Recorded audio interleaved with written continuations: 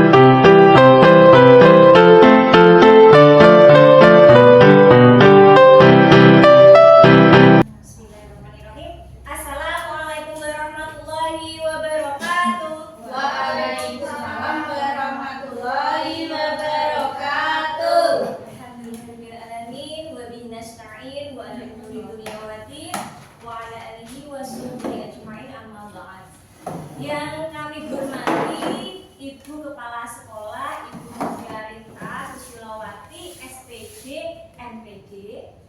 Yang kami hormati Bapak Ibu guru yang hebat SDN 2 Bangkle serta staf dan karyawannya yang saya hormati. Pertama-tama marilah kita panjatkan puji syukur atas kehadirat Allah Subhanahu wa taala karena dengan limpahan rahmatnya kita bisa berkumpul di sini. Tentunya di diseminasi hari ini dengan sehat walafiat tanpa kekurangan sesuatu apapun. Pertama, saya ucapkan terima kasih banyak sekali kepada Bapak Ibu guru karena sudah memberi kami kesempatan untuk membagikan beberapa tentang budaya positif seperti itu. Tak lupa sholawat serta salam kita haturkan kepada junjungan Nabi besar kita Nabi Muhammad SAW yang telah memberikan suri tauladan bagi kita. Semoga kita termasuk umatnya yang mendapatkan syafaatnya di yaumul kiamah nanti. Bukan hanya kita tapi keluarga kita, anak-anak kita, dan murid-murid kita. Amin. Bapak Ibu guru hari ini masih semangat? Semangat. Nah, sebelum ini saya minta izin untuk menyampaikan tentang penerapan pemahaman tentang budaya positif di sekolah. Nah, yang ingin saya sampaikan nanti adalah yang pertama konsepnya, yaitu perubahan paradigma belajar, kemudian disiplin positif, kemudian nilai-nilai kebajikan, kebutuhan dasar manusia, motivasi perilaku manusia, posisi kontrol guru, keyakinan kelas, dan segitiga restitusi. Bapak Ibu, sebelum saya menyampaikan ini, pasti semuanya capek karena hari ini kita beraktivitas di luar tadi. Capek betul nih Bapak Ibu? Capek. Nah sekarang semuanya bisa berdiri sebentar. Saya ada satu buah tepung, mungkin bisa digunakan nanti kalau pembelajaran di kelas atau bersama anak-anak. Kalau saya bilang tepuk satu berarti satu gitu ya, nggak usah bilang gitu ya. Tepuk satu, tepuk dua, satu dua. Ulangi, tepuk satu, tepuk dua, tepuk tiga. Atas. Ya ulangi ya. Tepuk satu, tepuk dua, tepuk tiga, tepuk empat. Gitu ya. Kalau tepuk baik dua, dua. Oke, hitung. Mengerti ya Bu ya? Ulangi lagi ya. Tepuk satu, tepuk dua, tepuk tiga, tepuk empat, tepuk lima. Kan bunyi nyamuk gitu. Ini bunyinya tepuk nyamuk. Yang terakhir segini. Yuk ya, ulangi ya. Satu kali lagi ya. Siap? Siap. Semangat? Semangat. Tepuk nyamuk. Tepuk satu, tepuk dua, tepuk tiga, tepuk empat, tepuk lima. Nah, terima kasih semuanya. Itu bisa diajarin ke anak-anak kalau berkenan ya. Saya lanjutkan. Nah, yang ingin saya sampaikan pertama adalah pembelajaran dengan paradigma baru.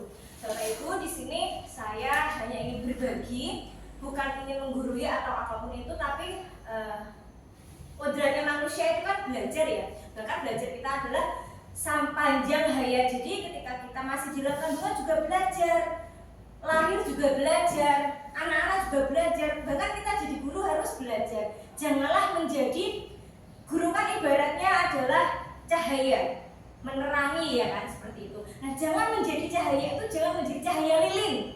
Karena itu menerangi tapi membakar. Ketika dia habis membakar diri kita sendiri, jadilah sebuah lentera. Kalau lentera itu kan menerangi, tetapi dia harus diisi dengan bahan bakar. Kalau bahan bakarnya habis, harus diisi seperti kita. Jadi ketika kita meskipun jadi seorang guru budaya ilmu, kalau kita tidak mengisi pasti lama-lama akan tertinggal, akan seperti itu. Nah, di sini kita saling berbagi. Nanti kalau misalnya ada salah atau kekurangan nanti bisa ditambahkan ya Bapak Ibu ya, terutama Bu Kepala Sekolah Ibu ya. Oke. Pembelajaran dengan paradigma baru. Nah, di sini itu artinya yang dirancang berdasarkan prinsip pembelajaran atau berdiferensiasi, sehingga para peserta didik belajar sesuai kebutuhannya berdasarkan tahap perkembangan sesuai teori psikologi modern untuk mewujudkan profil pelajar Pancasila. Bapak Ibu guru pasti sudah tahu ya, profil pelajar Pancasila itu ada berapa? Nilai-nilai yang terkandung dalamnya ada berapa? Nah, sudah hafal semua pastinya ya. Dari berakhlak mulia, mandiri, bernalar kritis, kreatif, bergotong royong, dan berkebinekaan. Nah, di sini bagaimana kita untuk memunculkan kepada anak didik kita tentang ini? Bagaimana? Seperti itu. Nah, kemudian mengkonsepsi tentang teori kontrol. Bapak guru ilustri guru mengontrol murid. Ini dia ibaratkan itu murid, belakangnya guru. Nah, kemudian penguatan positif efektif yang bermanfaat, kita berarti sebagai guru itu harus bisa mengontrol murid kita seperti itu ya. Menguatkan karakternya, kemudian kita juga terkadang harus memaksa seperti itu ya. Nah, itu kemudian di sini saya akan menjelaskan tentang pengubahan paradigma stimulus respon dan pendekatan teori kontrol. Perbedaan stimulus respon dan teori kontrol. Kalau respon itu kebutuhannya kita sama, jadi orang itu kita pasti butuhnya sama. Tetapi ketika teori kontrol, kebutuhan kita berbeda. Antara saya dan Anda itu berbeda, seperti itu. Antara anak satu dan anak lain itu berbeda kalau cara pandang teori kontrol. Kemudian stimulus respon yang bawahnya, semua orang melihat hal yang sama, tetapi teori kontrolnya setiap orang itu memiliki gambaran yang berbeda. Jadi ketika kita melihat seseorang, ketika kita melihat sesuatu, pasti cara pandang kita pasti akan berbeda dengan yang lainnya, betul tidak? Nah, jadi tidak sama ya pemahaman kita ya. Kemudian kita mencoba mengubah orang agar berpandangan sama dengan kita. Tetapi kalau teori kontrolnya, kita berusaha memahami pandangan orang lain terhadap dunia, tentang dunia. Jadi kita harus yang memahami seperti itu. Kemudian perilaku buruk dilihat sebagai suatu kesalahan. beda. Kalau teori kontrol, mungkin semua perilaku itu memiliki tujuan. Terkadang ada kebohongan, kebohongan putih ya, istilahnya ya, dia seperti itu ya, berbohong untuk kebaikan. Nah, kemudian ada orang lain bisa mengontrol saya. Teori kontrolnya hanya saya yang bisa mengontrol diri sendiri. Kemudian saya bisa mengontrol orang lain, tetapi Anda tidak bisa mengontrol orang lain.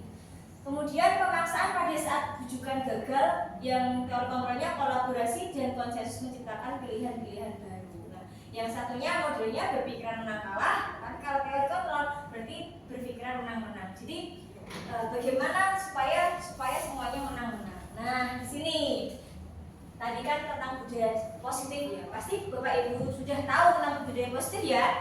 Sudah semua ya? Sudah diterapkan sehari-hari kita ya? Iya, budaya positif itu berasal dari kata disiplina yang artinya belajar. Disiplin mengacu pada dirinya sendiri yang memiliki tanggung jawab terhadap apa yang dilakukan berdasarkan nilai-nilai yang diyakini. Disiplin positif itu adalah salah satu cara penerapan disiplin yang bertujuan untuk menumbuhkan kesadaran serta memberdayakan peserta didik tanpa imbalan, penghargaan, reward, ancaman maupun hukuman. Jadi tujuannya ini mendisiplinkan anak itu bukan karena kita biasanya ya, saya pernah menerapkan dulu salah saya baru mempelajari ini berarti saya salah dulu, ada bintang-bintang kelas. Nah, di kelas saya itu malahan nanti menimbulkan harga karena dia mau seperti itu, karena ada reward, ada penghargaan. Nah, di sini disiplin positif ini tujuannya anak itu menumbuhkan dari kesadaran dirinya sendiri tanpa harus imbalan atau mendapatkan reward atau takut dihukum seperti itu. Sampai di sini bisa dipahami ya Bapak Ibu ya. Oke. Nah, sebagai pendidik tujuan kita itu adalah menciptakan peserta didik yang memiliki disiplin diri sehingga mereka berperilaku mengacu kepada nilai-nilai kebijakan universal dan memiliki intrinsik dalam kehidupan perilaku arah yang lebih baik. Nah, ini ada contoh-contoh nilai-nilai kebajikan. Apa itu nilai kebajikan? Nilai kebajikan itu adalah nilai yang disepakati bersama lepas dari suku, bangsa, agama, bahasa maupun latar belakangnya. Contohnya, seperti tadi kita profil pelajar Pancasila, ada berapa nilai kebajikan tadi? Ada 6 ya, dari beriman dan bertakwa kepada Tuhan Yang Maha Esa, kemudian berakhlak mulia, berkebinekaan global, gotong royong, mandiri dan lain-lain. Kemudian ada contoh yang lain, Ibu Primary Years Program (PIP). Ini bisa dilihat, ada toleransi, rasa hormat, sampai komitmen.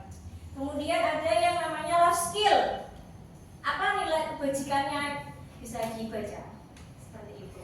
Ya, jadi tugas kita kan sudah di sini kan visinya kan kemarin ada profil pelajar Pancasila. Berarti bagaimana kita menumbuhkan nilai-nilai kebajikan ini kepada anak-anak, yaitu yang bertakwa, beriman kepada Tuhan Yang Maha Esa, kemudian berakhlak mulia, berkebinekaan global, gotong royong, kreatif. Itu bagaimana caranya kita untuk bisa menanamkan ini kepada anak-anak seperti itu. Kemudian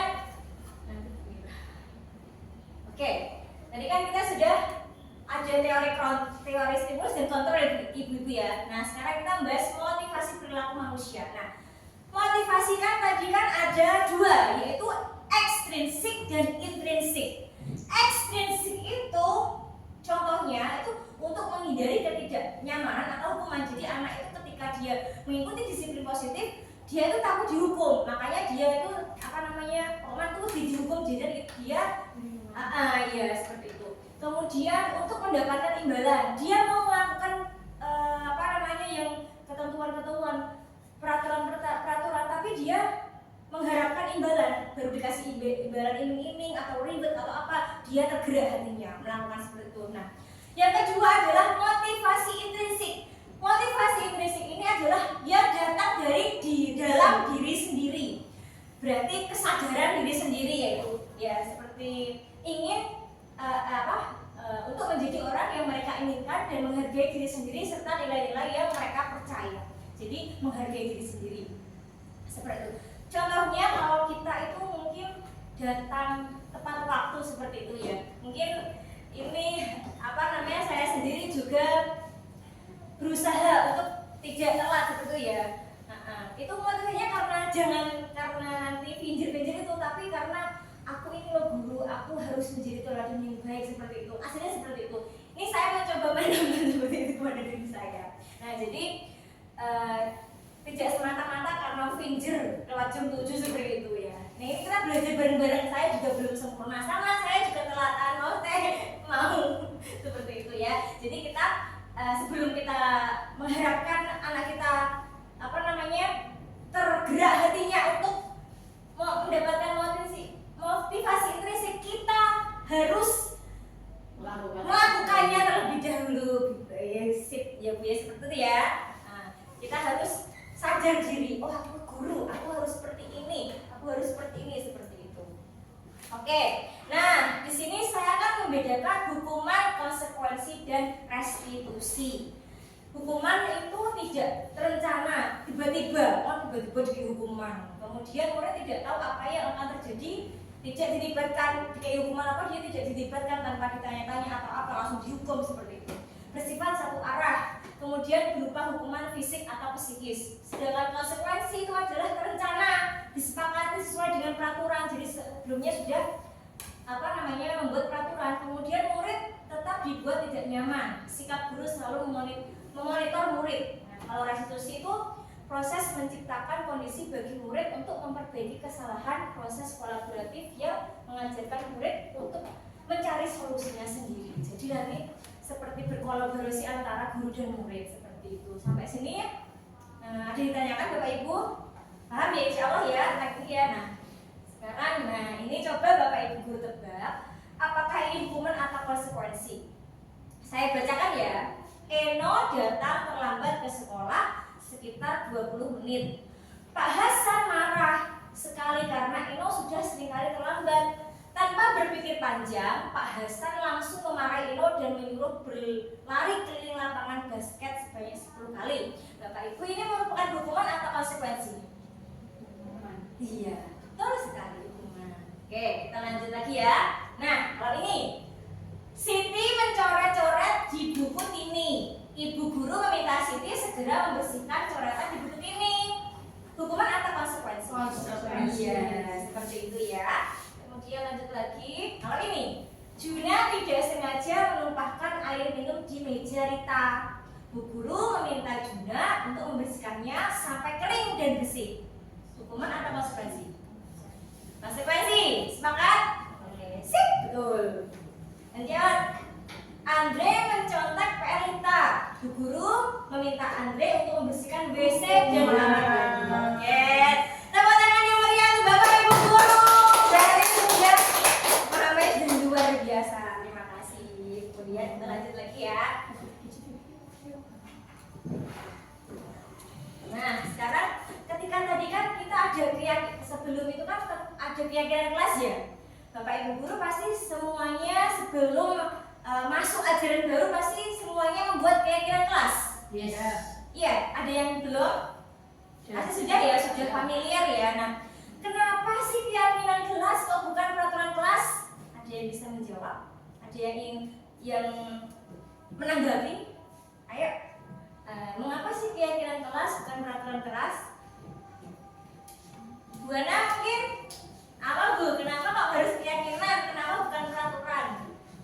Ya karena kan nggak bersifat wajib di sekolah. Kalau itu kan keyakinan anak-anak untuk biar tertata rapi di kelas saja. Oh, berarti itu ya rumah tangga kelas gitu. Iya, kesepakatan. Ada yang lain? Iya. Karena keyakinan kelas itu dibuat bersama murid. Keyakinan kelas dibuat dengan murid. Kalau peraturan? Kalau peraturan itu dibuat guru sendiri. Iya, biasanya seperti itu ya. Ada peraturan kayak gini. Nah iya, betul. Kalau peraturan itu biasanya hanya satu arah gitu ya. Tapi kalau kesepakatan itu kita berdiskusi seperti itu, berkolaborasi seperti itu ya. Oke, terima kasih jawabannya. Nah, kemudian ketika membentuk keyakinan kelas, apa saja yang perlu kita lakukan? Yang pertama, keyakinan kelas itu bersifat lebih abstrak daripada peraturan yang lebih rinci dan konkret. Nah, iya. Keyakinan kelas berupa pernyataan universal. Kemudian pernyataan keyakinan kelas senantiasa dibuat dalam bentuk yang positif. Jadi tidak ada misalnya ya ketika di kelas jangan rame, itu kan negatif. Kita ubah menjadi ke positif. Misalnya apa? Tertib di dalam kelas. Seperti itu ya. Misalnya jangan membuli teman, diganti menghargai teman, seperti itu ya. Kemudian keyakinan kelas hendaknya tidak terlalu banyak sehingga mudah diingat dan dipahami oleh semua warga kelas. Kemudian keyakinan kelas sebaiknya sesuatu yang dapat diterapkan di lingkungan tersebut. Semua warga kelas hendaknya ikut berkontribusi dalam pembuatan keyakinan kelas lewat kegiatan curah pendapat. Kemudian bersedia meninjau kembali keyakinan kelas dari waktu ke waktu. Jadi anak-anak disuruh misalnya membuat post-it satu-satu, ditanya kamu kepingin kayak kelas kita yang bagaimana sih, seperti itu. Nanti anak-anak disuruh nulis, kemudian ditempelkan di sini, langsung kita bahas sama-sama. Nanti kalau ada yang negatif kita ubah menjadi positif, seperti itu.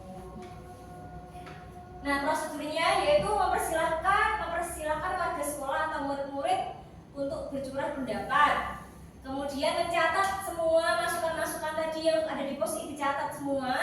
Kemudian disusun keyakinan, misalnya boleh dalam bentuk poster atau ditulis, atau yang penting itu terpampang di kelas, seperti itu, biar mereka mengingat-ingat. Kemudian Bapak Ibu, itu yang ingin saya sampaikan. Nanti selanjutnya akan diteruskan oleh rekan saya. Di sini saya mohon maaf. Mari kita. Tapi sebelum itu ada satu penutup. Belum menutup ya. Ini motivasi bagi diri saya. Mungkin bisa tertular dengan Bapak Ibu-nya.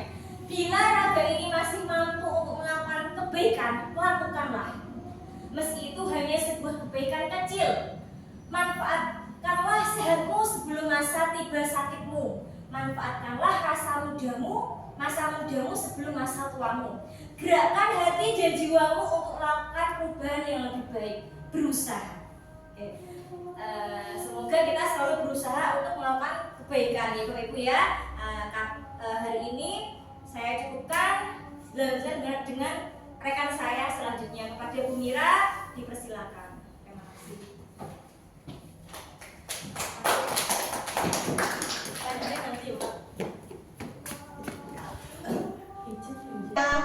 Bapak Ibu guru ada yang mau bertanya, coba monggo dipersilahkan. Ya. Saya Bu, tadi ada 3 tahapan atau langkah dalam melakukan segitiga restitusi. Apakah ketiga langkah ini boleh dilakukan tidak urut dalam pelaksanaannya? Oke, saya jawab ya Bu Siti ya. Ya. Tadi kan ada 3 tahapan atau langkah segitiga restitusi. Yang pertama tadi apa? Yang pertama tadi apa? Bu, Yang itu. menstabilkan. Stabilkan. Ini loh, saya lagi Diingat lagi. Kita ingat sama-sama ya. Nah, yang pertama itu adalah menstabilkan identitas. Kemudian selanjutnya itu ada validasi tindakan yang salah. Kemudian membuat keyakinan kelas. Nah, ketika 3 langkah itu kalau dilakukan tidak urut, nggak boleh, harus urut Bu. Yang pertama kan kita tadi harus menstabilkan dulu. Katanya dulu, nak kamu kenapa hari ini kok bisa seperti ini? Ditanya, dikorek dulu. Tadi Ibu dapat laporan loh seperti ini. Kamu kenapa? Ditanya. Kemudian ketika sudah menstabilkan itu, baru yang kedua tadi adalah memvalidasi kesalahan. Nah, dan tadi dengan membohong tadi Ibu ya, kita tanya kesalahan apa yang dibuat, benar apa tidak, seperti itu. Benar apa tidak? Apakah itu bohong, hanya laporan palsu atau apa? Kita coba tanyakan ke anak itu dulu yang bersangkutan. Nanti kalau anak itu sudah sudah jujur menjawabnya, nanti kan bisa langsung mencerita kepada kita ya Bu ya.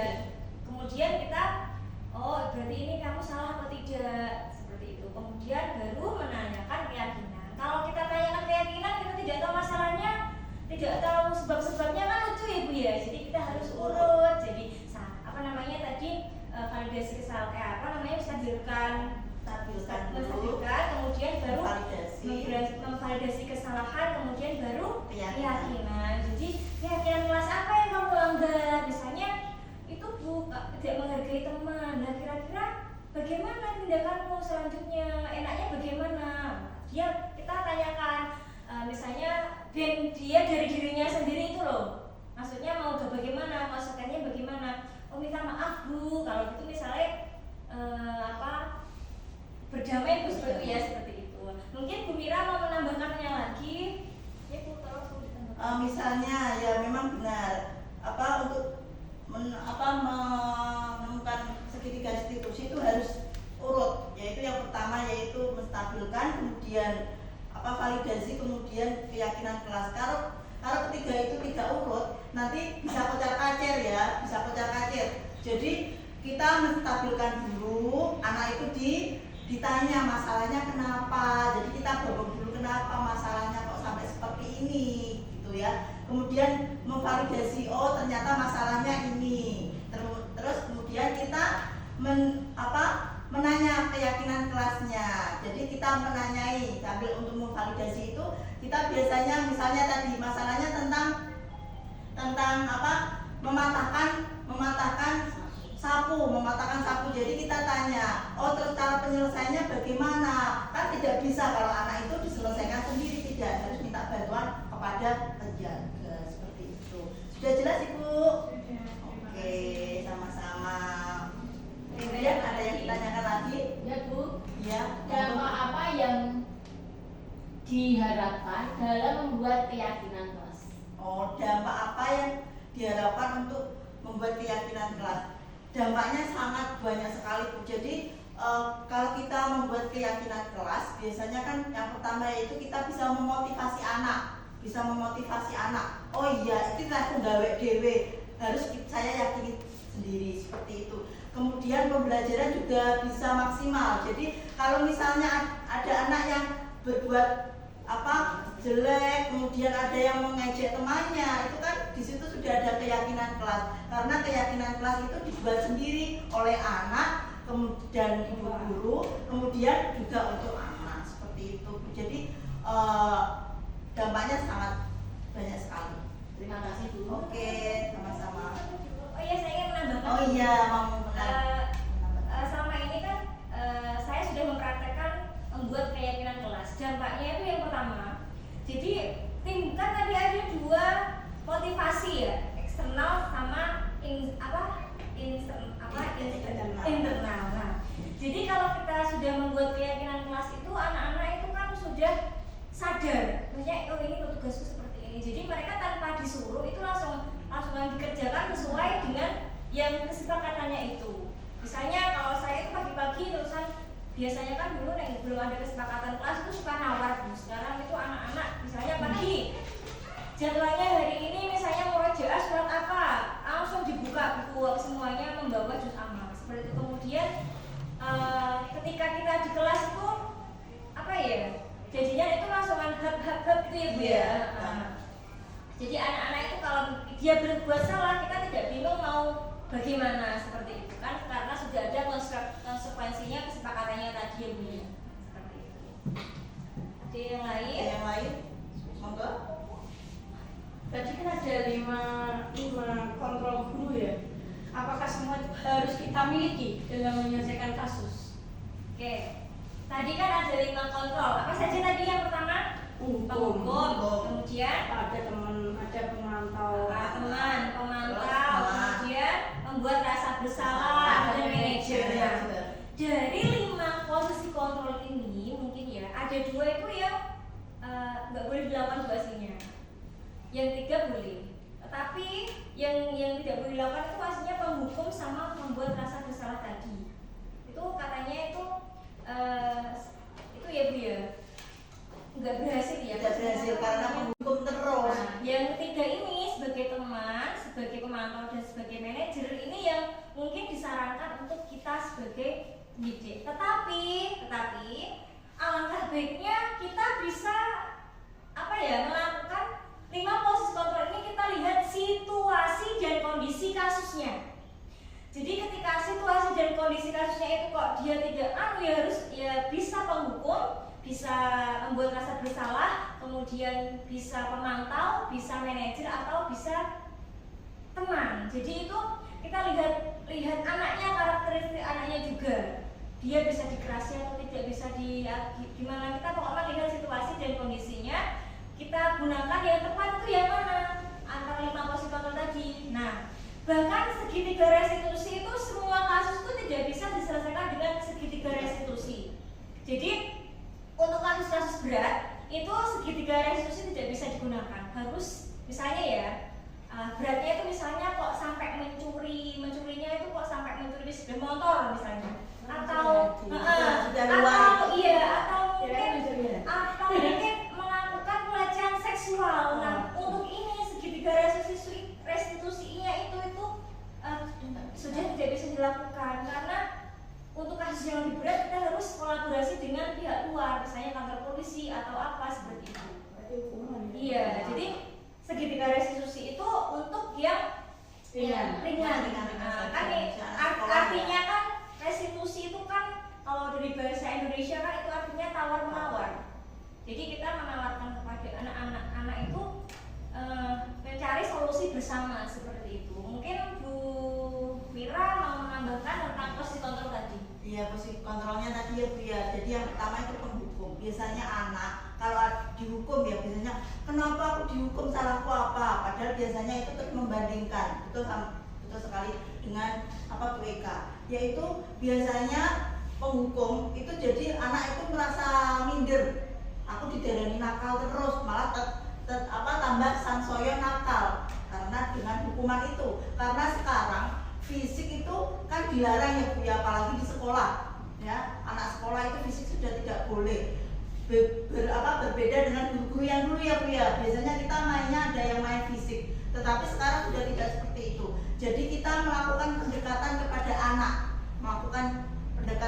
anak tersebut, kemudian masalahnya apa, kemudian persoalannya apa, kemudian kita pecahkan itu.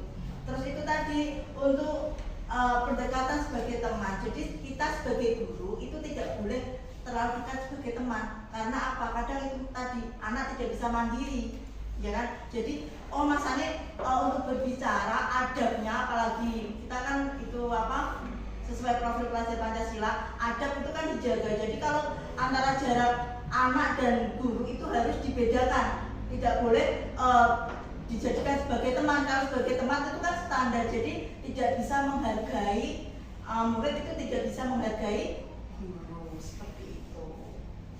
Sudah jelas Ibu? Jelas. Satu lagi yang mungkin paling baik, posisi paling baik yang kita lakukan itu adalah sebagai manajer. Ya, sebagai manajer. Seperti itu. Ada yang bertanya lagi Bapak Ibu? Kayaknya kurang satu. Kurang satu. Ada yang bertanya lagi? Oke, kalau gitu. Oke, baik, saya yang bertanya ya. Pak Guru pertanyaan Pak Guru. Oh, ini tadi kamu kembalikan ke Bu. Iya. Yang ini ya. Ditanyakan lagi, apa perbedaan keyakinan kelas dan peraturan kelas? Iya. Perbedaan keyakinan kelas dan peraturan kelas tadi sudah ya, kita ingat-ingat kembali. Jadi kita itu berbeda keyakinan kelas dan peraturan kelas. Tadi kan sudah disinggung sedikit, yaitu kalau peraturan keyakinan kelas itu kita buat bersama murid dan guru ya saat awal pembelajaran. Jadi kita sepakati terlebih dahulu, kita bersama-sama membuat. Kemudian sedangkan peraturan kelas itu kita yang membuat itu hanya guru sendiri. Jadi murid tidak tahu. Lah, kalau murid tidak tahu, yang membuat gurunya sendiri kan biasanya itu pasti dilanggar. Kalau zaman dulu kan pasti dilanggar ya Bu ya.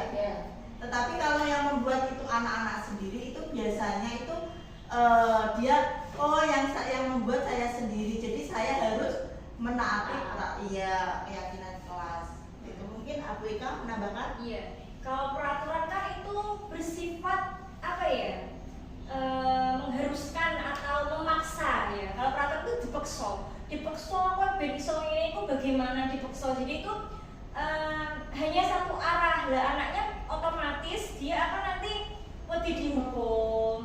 seperti itu ya Bu ya dilanggar. Tetapi ketika kalau keyakinan itu adalah muncul karena kolaborasi antara guru dan anak-anak yang ada di dalam kelas itu. Jadi mereka itu diajarkan yang pertama itu untuk berdiskusi, kemudian berkolaborasi, bagaimana enaknya berpikir bersama-sama. Akhirnya keyakinan, oh ini loh keyakinan kelas kita seperti ini. Jadi kalau mau dilanggar atau tidak sesuai dengan itu, maka dia itu akan malu sendiri atau akan merasa gimana ya? Akan pokoknya sadar sendiri, oh itu berarti salah tanpa kita maksa Ibu ya. Seperti itu. Ada yang mau tanyakan lagi? Sudah cukup. Baiklah, Bapak Ibu yang baik, terima kasih banyak atas waktu yang telah untuk kami, untuk diberikan untuk kami di tengah-tengah kesibukan mengajar, kesibukan berkemerdekaan. Siang-siang seperti ini sudah jam-jamnya mengantuk, istirahat, belum makan siang pulang. Mohon maaf, kami pribadi semuanya berdua sama Bu Mira terima kasih banyak. Semoga yang kami Bismillahirrahmanirrahim. Assalamualaikum warahmatullahi wabarakatuh. Waalaikumsalam warahmatullahi wabarakatuh. Good morning everybody, how are you? I'm fine. Good morning everybody, how are you? I'm fine. Good morning to me, good morning to you. Good morning everybody, how are you? I'm fine. Yes, selamat pagi anak-anak. Oke. Gimana kabarnya hari ini? Baik. Alhamdulillah, sudah sarapan semua?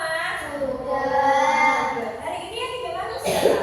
Rehan. Kenapa yang tidak masuk? Sakit. Ada yang dekat rumahnya? Tidak. Pagi namanya Rehan itu WABK katanya badannya panas. Ya kita doakan semoga Mas Rehan segera diberi kesembuhan. Oke, hari ini hari apa ini? Kamis. Tanggal 22. 22 ya. Ariel, kenapa kamu? Enggak apa-apa. Sudah sarapan tadi? Sudah sarapan sehat kan? Namaku Eza. Kenapa kamu sudah ketawa-ketawa sendiri? Ya hari ini sebelum kita mulai, kita membaca surat itu dulu ya, surat Al-Fil dulu. Kan kita merojanya sampai akhir, kita baca dulu.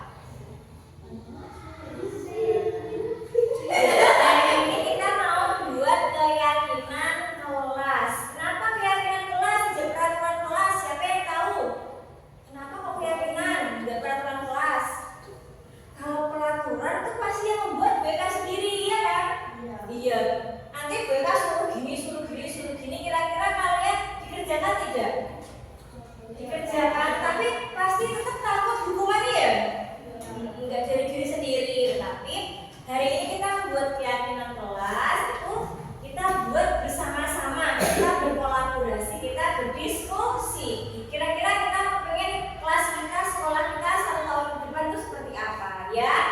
Nah, kira-kira mau yang seperti apa? Sekolahnya lebih baik apa lagi? Kira-kira nanti loh, kira-kira terkait dengan disiplin positif itu loh. Kira-kira kelas kita mau seperti apa? Mau kelas yang bagaimana? Datangnya bagaimana? Bersih ya. Nah, ini ya, mereka punya post-it. Kalian nanti tulisi di sini ya. Kira-kira kepingin kelas kita nanti seperti apa ya?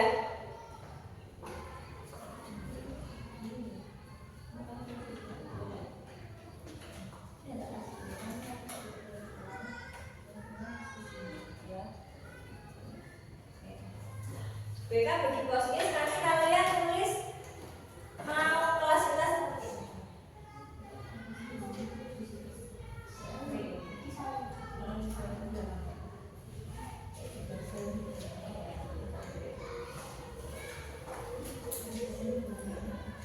BK akan membagikan post-it.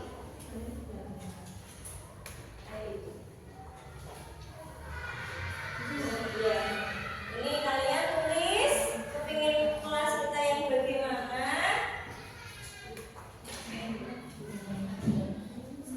Kira-kira mau kelas kita seperti apa?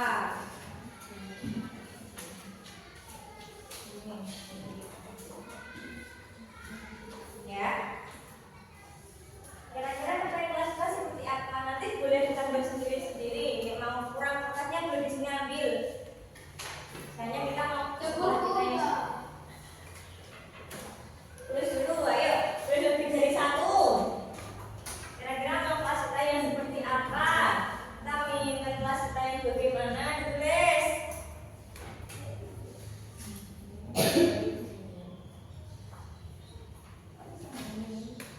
Boleh ditempelkan di papan tulis. Maju di papan tulis.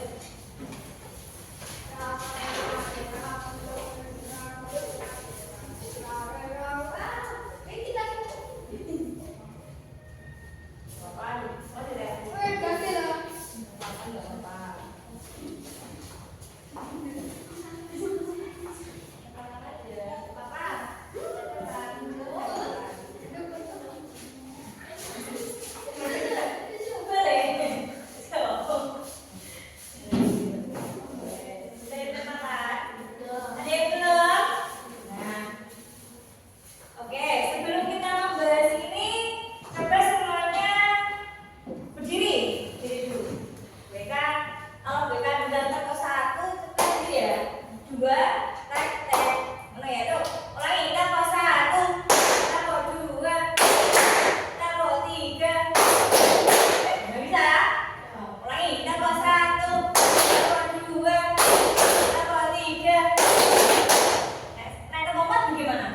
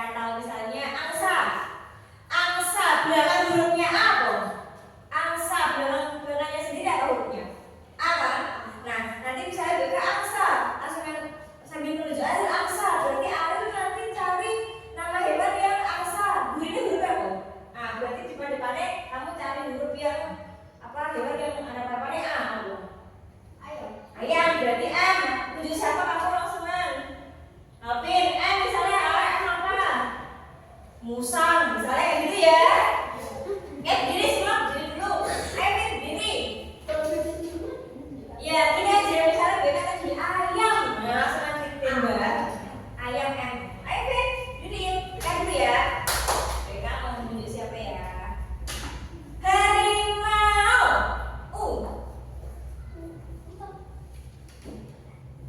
Gampang. Ya, langsung tunjuk siapa?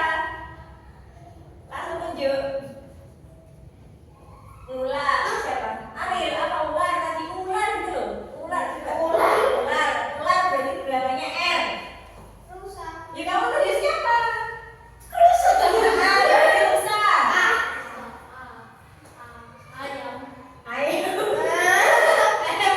Langsung kamu tunjuk siapa ini belum abang? Musang. Musa. Musa. Gajah. Tunjuk siapa kamu? Gajah.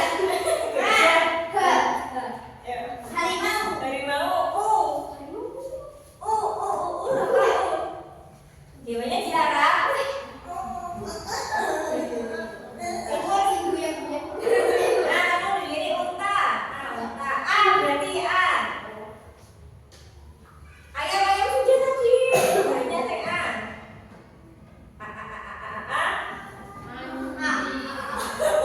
Anjing. Iya, tepuk tangan. Astaga. Nah, sekarang kita bahas satu-satu ya. Tadi kalian itu menginginkan sekolah kelas kita itu yang bagaimana kan? Selama di kelas 6 ini kan kita akan bersama insya Allah kurang lebih 1 tahun ya. Kurang lebih 1 tahun lah seperti itu ya. Nah, kira-kira biar kalian betah di kelas, biar kalian mengikuti pembelajaran di kelas dengan tertib, dengan bahagia, bagaimana kita? Nah, sekarang kita bacakan satu. Jangan membuli teman. Siapa yang suka membuli ini? Mana suka membuli? Alvin, membuli siapa, Vin? Siapa yang sering dibully Alvin? Diajak. Ya Allah, Alvin. Iya. Mengajak teman boleh tidak? Tidak boleh ya, kasihan loh.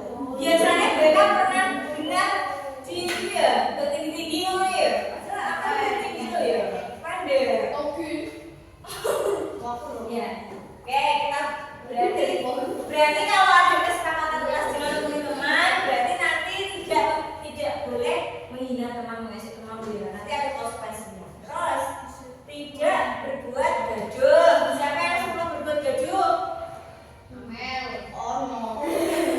Ini semangat ya berarti ya. Nanti kita istirahat, kita bacakan dulu nih. Datang tepat waktu. Sopo sing sering terlambat. Nah niki anaknya terlambat. Kenapa terlambat nih? Mesti main FF ya. Mulai yuk kenapa BK sering sekali lihat anak terlambat kenapa? Ayo tidurnya mesti tidurnya malam-malam. Kesiangan dari tidurnya berarti malam-malam terus. Ngapain? Biar-biaran. Yuk Allah tiktokan. Terus tertib saat di kelas ya. Pembelajaran sedikit santai. Lagi saling menghargai. Jangan ramai saat di kelas. Sampai dimatikan sekarang. Kita itu ya.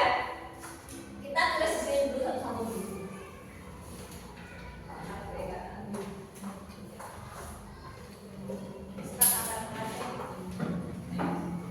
Yang satu, jangan membuli teman. Berarti kita ubah menjadi apa? Teman kan masih negatif, kita ubah menjadi apa? Menghargai teman, ya saling menghormati ya. Kita ganti ya. Saling menghormati itu maksudnya itu sama teman itu harus saling menghormati. Tidak boleh mengejek, tidak boleh bertengkar, tidak boleh menghina. Ya ya. Ya Vin. Kok jangan bisa tahu loh ya. Saya ya saya panjang. Tahu panjang Vin, tahu tak pendek Vin. Oh iya. Itu paling itu ya kamu bercanda ya, bercanda tapi jangan yang aneh-aneh ya. Tidak berbuat gaduh, berarti kita ubah menjadi ke positif, menjadi apa? Tertib bisa apa? Apa tadi? Tertib di Kelas. iya, tertib di kelas. Tertib.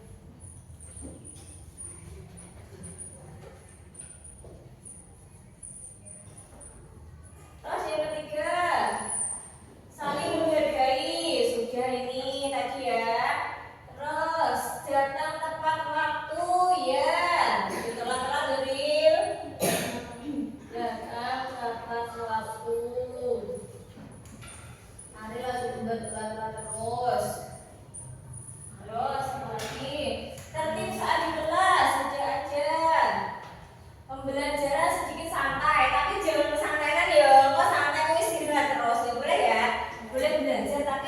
Ya kadang ya kita bercanda, kadang ice breaking, kadang itu nggak apa-apa ya. Belajar, pelajaran sedikit santai. Apalagi ya? Jangan ramai saat di kelas. Berarti masuknya itu tetap tertib di kelas. Oke, masuk. HP dimatikan. Semuanya bawa HP. Yang antar jauh biasanya bawa ya. Iya. HP boleh. Sepakatan ya. HP boleh membawa HP, tapi asalkan ketika di sekolah kalau tidak ada pembelajaran, misalnya nggak membutuhkan HP, HP-nya dimatikan.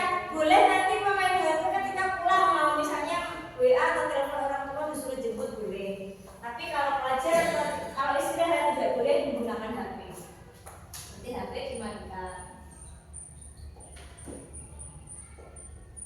Kemudian jangan ramai maksudnya ini, saling menghargai.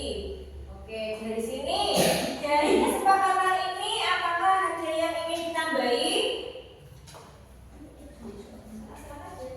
Ada yang ditambahi? Siapa yang mau nambahi? Oh, ya tambahi ya. Masa 5? Ya, angkat tangan yang mau menambahi siapa? Alif, Ana, Rahmat.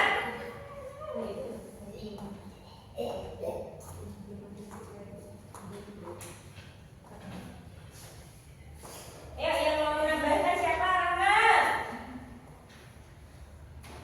Nabila. Ayo Nabila ya, betul. Oh iya, semangat ya. Setiap hari membawa juz 30 murojaah sebelum pembelajaran. Oke.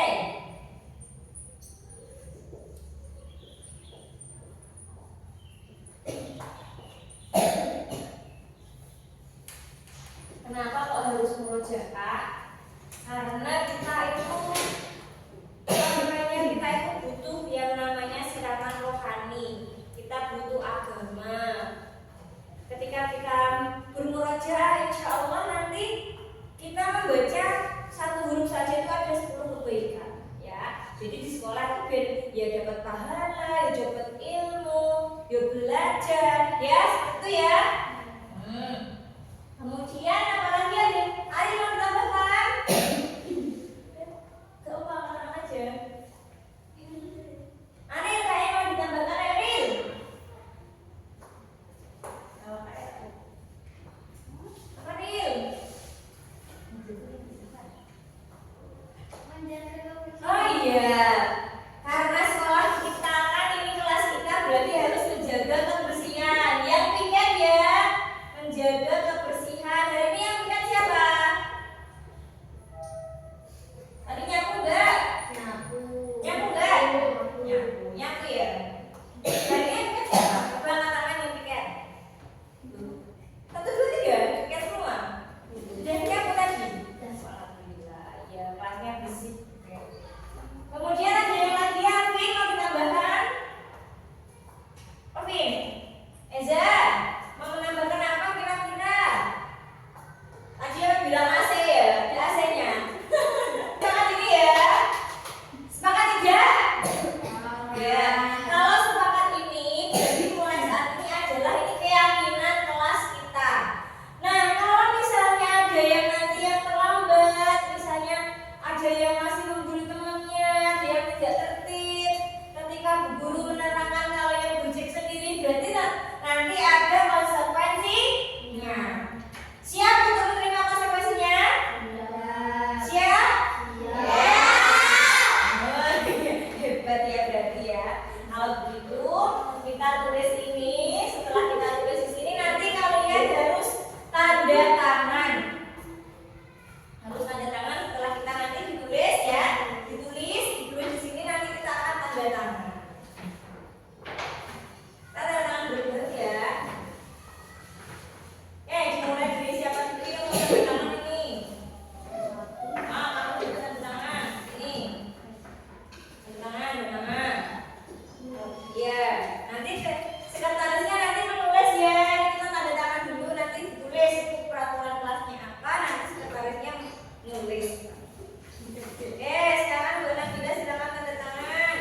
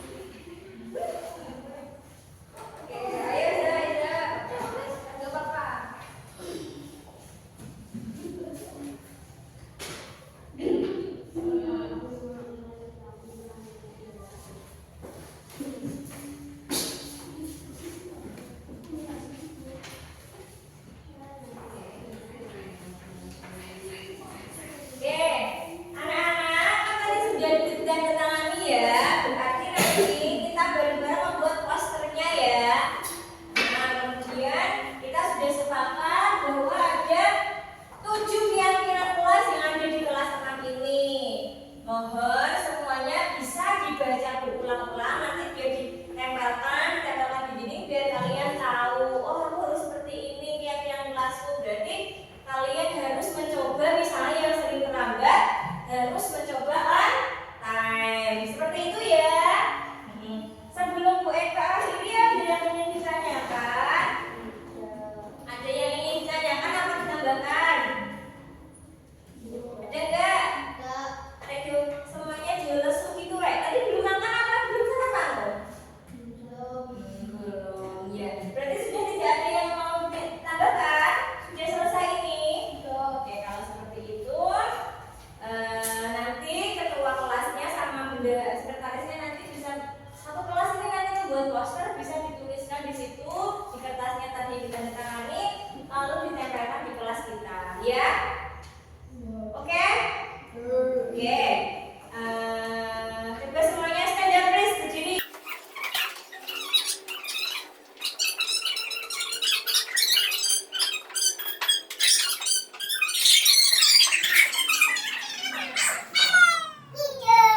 Alis. Aku ya. Nah, hidung, mulut, hidung. Teman-teman, terima kasih banyak. Ya, kita sudah tadi kan. Minta maaf dan sampai jumpa nanti di jam berikutnya. Sekarang boleh istirahat. Wassalamualaikum warahmatullahi wabarakatuh. Waalaikumsalam Assalamualaikum warahmatullahi wabarakatuh. Perkenalkan, nama saya Nur Satora. Saya guru kelas 5 dari SDN 2 Mete. Di sini saya akan sejarah dari CPT angkatan 11 yaitu saya akan menyampaikan tanggapan mengenai diseminasi atau penindasan yang kemarin dilakukan oleh CDP kita, yaitu mengenai segitiga restitusi dan kelas. Dua materi itu sangat bermanfaat, terutama untuk menyelesaikan masalah peserta didik, yaitu dengan menggunakan segitiga restitusi, dan ini akan saya terapkan kepada anak didik saya, yaitu kelas 5, untuk menyelesaikan masalah yang terjadi di kelas saya. Sedangkan untuk keyakinan kelas, ini dapat membentuk karakter anak-anak. Dari keyakinan kelas itu anak-anak paham akan aturan yang ada di kelas, dan ini akan saya terapkan di anak didik saya juga, sehingga kelas saya menjadi tertib dan jauh dari masalah. Terima kasih, sangat bermanfaat. Wassalamualaikum warahmatullahi wabarakatuh. Bapak Ibu guru hebat di seluruh Indonesia, demikian video aksi nyata dari modul 1.4 tentang budaya positif yang meliputi diseminasi budaya positif dan pembentukan keyakinan kelas. Semoga video tersebut dapat menginspirasi kita semua. Dan satu motivasi yang ingin saya sampaikan untuk mengecharge semangat kita biar selalu semangat membara. Ingatlah, bila raga ini masih mampu untuk melakukan kebaikan, lakukanlah. Meski itu hanya sebuah kebaikan kecil. Manfaatkanlah masa sehatmu sebelum tiba masa sakitmu. Manfaatkanlah masa mudamu sebelum tiba masa tuamu. Gerakkan hati dan jiwamu untuk lakukan perubahan yang lebih baik. Berusahalah dan terus berusahalah. CGP Angkatan 11, tatas tuntas oke gas. Terima kasih. Wassalamualaikum warahmatullahi wabarakatuh.